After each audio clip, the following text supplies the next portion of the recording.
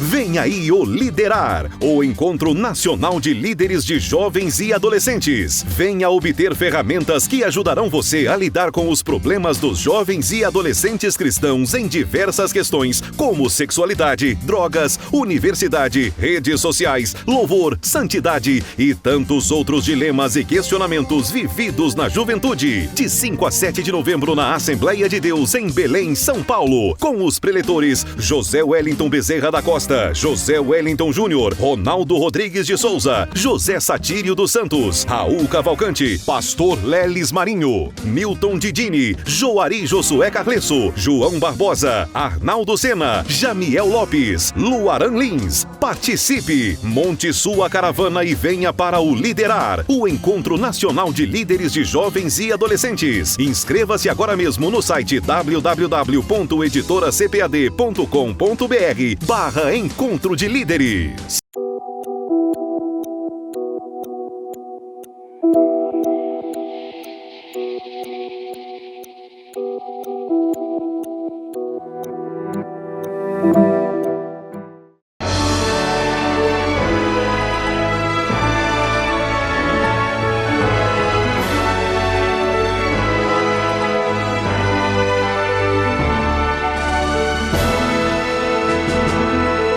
Subsídios. Lições bíblicas. Jovens. Lição 3. Relacionamento no ambiente de trabalho. A paz do Senhor, querido professor, querida professora, superintendente da Escola Bíblica Dominical, que Deus possa vos abençoar em nome do Senhor Jesus Cristo. Como é que foi a segunda aula que falamos a respeito do relacionamento da família? Eu espero que a lição passada tenha sido de grandes bênçãos, não apenas para você, como também para os seus alunos, porque afinal de contas, estas lições que ministramos aos alunos também diz respeito a nós, não é mesmo, professores? Nós próprios temos que ser o exemplo daquilo que ministramos, daquilo que ensinamos aos nossos alunos. A lição de número 3 tem como título Relacionamento no ambiente de trabalho. E eu gostaria de frisar a síntese desta lição, e você deve focar dentro do objetivo dessa síntese, que diz: o Senhor deu o trabalho ao homem para o pleno desenvolvimento de sua criatividade, potencialidade, humanização e felicidade. Esse é o foco da nossa lição, que está dividido em 3 tópicos: você e o trabalho, você e as pessoas no ambiente do trabalho, você e seus superiores no trabalho. A primeira perspectiva, professor, que você deve definir para os seus alunos são 3 conceitos, de trabalho. Primeiro, o conceito de trabalho dentro da sociedade industrial. Segundo, o conceito de trabalho dentro das religiões antigas da Mesopotâmia. Terceiro, o conceito de trabalho da Sagrada Escritura. Digo-vos que o conceito de trabalho da Sagrada Escritura é muito mais positivo e superior ao conceito de trabalho dentro da era industrial, como também do conceito de trabalho da era mesopotâmica, das religiões mesopotâmicas. Então, o que você precisa nessa lição é estabelecer, fazer um gráfico colocando conceito de trabalho na sociedade industrial, conceito de trabalho nas religiões mesopotâmicas antigas e conceito de trabalho da Sagrada Escritura. E tudo isso você pode extrair da própria lição da Escola Bíblica Dominical, onde nós definimos esses conceitos de trabalho nessas 3 esferas: dentro da sociedade industrial, dentro da sociedade mesopotâmica antiga e dentro da sociedade cristã, dentro da sociedade israelita ou hebreia do Antigo Testamento. Então nós temos um conceito moderno, um conceito antigo das religiões politeístas e um conceito bíblico da religião monoteísta. O que isso quer dizer, portanto? De como A Sagrada Escritura, a Tanakh judaica, tinha, portanto, um papel fundamental dentro do Antigo Oriente Próximo, superando em muito as leis do Antigo Oriente Próximo, como também humanizando diversos conceitos, como, por exemplo, o trabalho. Se você olhar dentro do contexto da civilização ocidental, você vai ver que o homem está a serviço do sistema de produção e distribuição. Nessa perspectiva, o trabalho é uma atividade racional que se propõe a produzir bens para o consumo do indivíduo e satisfação das necessidades com vistas à felicidade do indivíduo e, obviamente, o progresso da civilização. Nesse aspecto, é valorizada a pessoa que trabalha e a pessoa que está desempregada ou que não tem capacidade de produzir, consequentemente, consumir os bens que são desenvolvidos e operados por meio desse trabalho, acabam, portanto, se tornando pessoas de segunda instância dentro da sociedade, que se preocupa principalmente com o consumo, com o ter. Acontece que a humanidade do indivíduo, a humanização do sujeito, pode se perder dentro do mundo do trabalho. Vou lhe dar uma dica aqui. Se você puder tomar no YouTube o vídeo Tempos Modernos do Chaplin, você terá uma ideia de como o sujeito se desumaniza dentro do processo do trabalho da civilização industrial, trazendo, portanto, diversos tipos de dificuldades para o sujeito. Olha este vídeo e leve esse vídeo para os seus alunos, se você tiver disponibilidade, obviamente, com um data show, ou se sua classe for menor e tiver possibilidade de passar isso dentro do notebook ou do computador, com a caixa de som, se bem que não precisa muito, porque o vídeo todo ele é mudo, você vai entender a crítica que Chaplin faz especificamente à era industrial que desumaniza o sujeito dentro do processo do trabalho. E, obviamente, esse trabalho sobre essa perspectiva capitalista da era industrial que desumaniza o sujeito, ele traz também outros consequentes problemas. Além da desumanização do sujeito, a perda da identidade do sujeito, ainda tem também a exclusão social, quando o indivíduo não está no trabalho e por isso não é valorizado como pessoa, porque o valor dele está atrelado ao trabalho e ele, portanto, sendo desempregado, ele perde, portanto, o valor dentro dessa sociedade. E o indivíduo, ele vale não apenas pelo trabalho que ele faz, mas principalmente por aquilo que ele é. E nota que dentro dos relacionamentos humanos, nós temos uma preocupação muito grande com o tipo de trabalho que a pessoa tem. Num diálogo com qualquer pessoa, em menos de 5 minutos, você pergunta: o que você faz? Você trabalha em quê?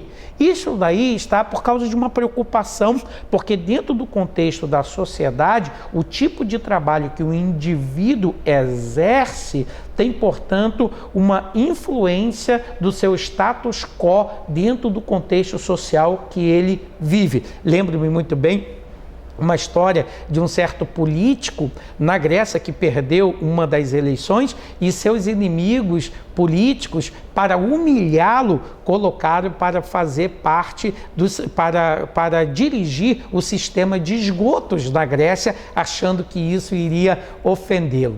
E ele, na verdade, diz a história, que desenvolveu um trabalho de arquedutos, tanto para água potável, como também de outros recursos para os dejetos humanos, de tal maneira que aquilo trouxe uma grande revolução dentro do contexto da Grécia. E disse que ele afirmou o seguinte: se o trabalho não me honra, eu honrarei o trabalho. todo trabalho é honroso, dependendo da perspectiva com que o sujeito o vê. Então, nesse caso, nós temos, em relação à questão dos trabalhos, o contexto do jovem no mercado de trabalho hoje, que tem vários outros tipos de impedimentos. Começa, por exemplo, esse tipo de impedimento com a empregabilidade desse jovem por causa da sua pouca idade, por causa da sua pouca experiência, por causa da interrupção que ele poderá ter no seu alistamento militar e assim sucessivamente, que é um período de formação, e daí ele não tem uma profissão completamente definida. Então tudo converge para que o jovem tenha dificuldade dentro da inserção desse mundo do trabalho. Mas é importante frisar aqui, nesse aspecto mais em particular, que todo trabalho dignifica o homem. Na perspectiva bíblica, por exemplo, nós queremos apresentar 2 pontos. Primeiro, o conceito da Mesopotâmia. As religiões mesopotâmias entendiam, na verdade, o trabalho como sendo castigo de Deus sobre o homem. Na epopeia de Atrahasis, por exemplo, o trabalho é um castigo que os deuses impõem ao homem. O próprio Hesíodo, ele afirmava, isso agora é na Grécia, não mais na Mesopotâmia, o próprio Hesíodo afirmava que os bem-aventurados eram aqueles que viveriam no paraíso como os deuses, sem trabalho e vivendo daquilo que a natureza dava. Veja que todas essas perspectivas, tanto no Oriente Próximo Antigo, quanto também no Ocidente, entre os gregos, o trabalho estava sempre relacionado a um conceito de castigo, estava relacionado a um conceito ruim para a dignidade e natureza humana. Mas os hebreus vieram, portanto, com a boa nova do seu tempo. Qual era a boa nova dos hebreus? O próprio Deus trabalha e, portanto, o trabalho é digno e dignifica o sujeito. E nesse aspecto, portanto, você pode observar que o termo hebraico usado para trabalho, que descreve também a questão de obra, referindo-se principalmente ao trabalho de Deus, é o mesmo termo que fala também de obra e de trabalho para o labor humano. Nessa perspectiva, não existe diferença substancial no trabalho. O trabalho de Deus, o termo que é usado para falar do trabalho de Deus, é o mesmo termo hebraico em Gênesis para falar do trabalho do homem. Portanto, Deus deu o trabalho ao homem não como castigo, porque o trabalho já havia sido instituído antes da própria queda, então não é um castigo. Em primeiro lugar, Deus deu o trabalho para que o homem pudesse desenvolver sua criatividade. Esse é o primeiro ponto importante. O homem trabalhava no paraíso com um propósito específico: lavrar e guardar. E nesse mandamento está desenvolvido toda a criatividade humana, pelo simples fato dele ter que elaborar e criar ferramentas para esse trabalho e para ele próprio ter que cultivar, distribuir, organizar o plantio, entre outras coisas. Tudo isso trata-se do desenvolvimento de instrumentos para o trabalho, como também o desenvolvimento de uma cultura. Portanto, o trabalho, ele tanto desenvolve a criatividade, como também a potencialidade humana e transforma o mundo em cultura, isto é, que está relacionado a lavrar e guardar. E por mais ainda, o trabalho faz com que o homem realize-se como humano na plena efetivação da imagem de Deus que está nele. Portanto, não é um modo de exploração das competências do homem, mas, pelo contrário, do seu pleno aperfeiçoamento das suas competências. Assim, mediante o trabalho, o homem administra responsavelmente o mundo que lhe foi entregue por Deus. Nesse caso, o trabalho, ele era lúdico e ele desenvolvia as potencialidades que Deus havia concedido ao próprio homem. O homem, portanto, tinha responsabilidade de trabalhar e esse trabalho, portanto, estava para além da própria queda. Com a queda, portanto, o seu trabalho se tornará mais penoso. Ele deverá trabalhar com o suor do seu rosto, a terra se tornará maldita por causa do seu pecado, mas o trabalho, embora duro, entretanto, e extenuante, continuaria trazendo dignidade ao homem e também desenvolvendo as potencialidades divinas na própria imagem de Deus que estava nele. E o trabalho no Novo Testamento, se você for observar, ele também é dignificado pelo apóstolo Paulo. Mas eu vou lhe dizer uma coisa, quem melhor dignificou o trabalho foi Jesus Cristo. Ele valorizou tanto o trabalho que ele próprio era um carpinteiro. Preste atenção, o Deus encarnado assumiu a cultura e o trabalho como expressões de dignidade humana e empregou diversas profissões de seu tempo como símbolo do reino de Deus. Ele não apenas trabalhou, mas tomou as profissões simples do seu tempo para servir de ilustração ao reino de Deus. Não existe dignificação maior do trabalho do que o próprio Filho do Homem ter se tornado um carpinteiro e ter usado o trabalho como expressão metafórica, simbólica, comparativa do seu próprio reino. E veja, por exemplo, Paulo, que também era um fazedor de tenda, que também trabalhava para sustentar o seu ministério. Muito cuidado e oriente os jovens nesse quesito. Há tantas pessoas querendo ser pregadores itinerantes. Olha, não tenho nada contra a itinerância da pregação bíblica e até mesmo vejo uma necessidade de que ela exista. Todavia, muitas pessoas entram para a itinerância porque não se deram bem no mundo do trabalho. Deus chama pessoas para o exercício do ministério itinerante?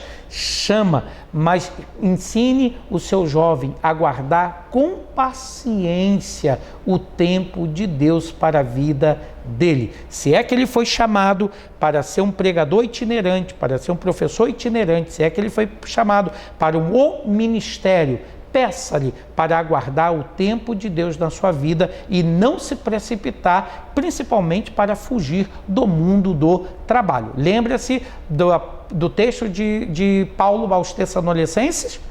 Ele orientava que aquele que não trabalhe também não coma, porque digno também é o trabalhador do seu salário, do seu trabalho. Então ele come mediante aquilo que ele faz. Então preste atenção nesse conceito, portanto, tem muita gente que já abandonou o seu trabalho para aguardar a vinda de Jesus Cristo, e Jesus Cristo não veio e, portanto, ficaram desempregados e na penúria. Então uma das razões que Paulo nos diz que eu devo trabalhar é para que eu tenha como ajudar o meu próximo. Nesse aspecto, portanto, se eu vivo no mundo do trabalho, o trabalho dignifica o homem, não importa qual ele seja, como eu devo me relacionar com as pessoas no trabalho? Em primeiro lugar, esforce-se para que o seu ambiente de trabalho seja saudável. Boa parte da sua vida, da vida do seu jovem, é realizado dentro do mundo do trabalho. Ele se relaciona mais com os colegas de trabalho do que com as pessoas da igreja e com as pessoas da família. Então procure manter um ambiente saudável de trabalho. Evite a exclusão, o isolamento, o individualismo, porque todas as coisas prejudicam o trabalho. Então construa ambientes saudáveis no seu trabalho. É necessário, portanto, desenvolver um relacionamento de confiança, respeito e cooperação.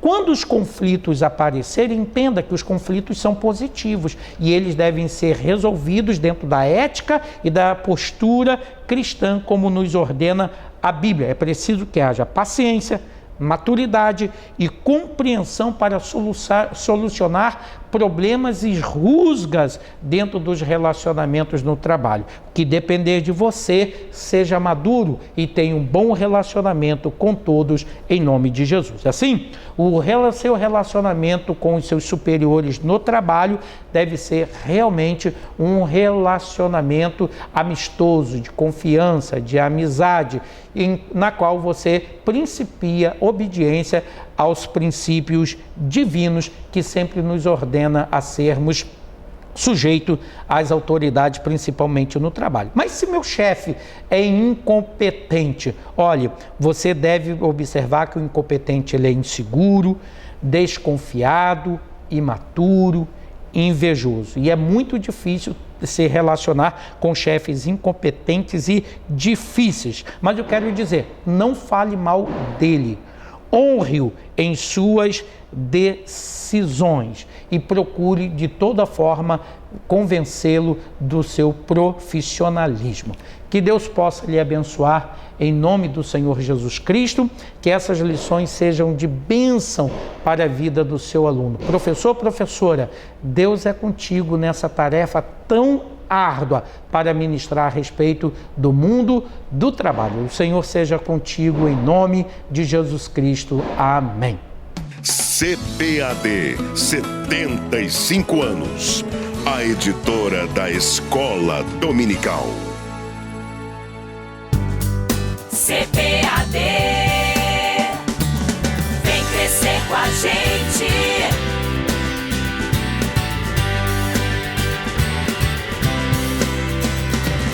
CPAD, vem crescer com a gente.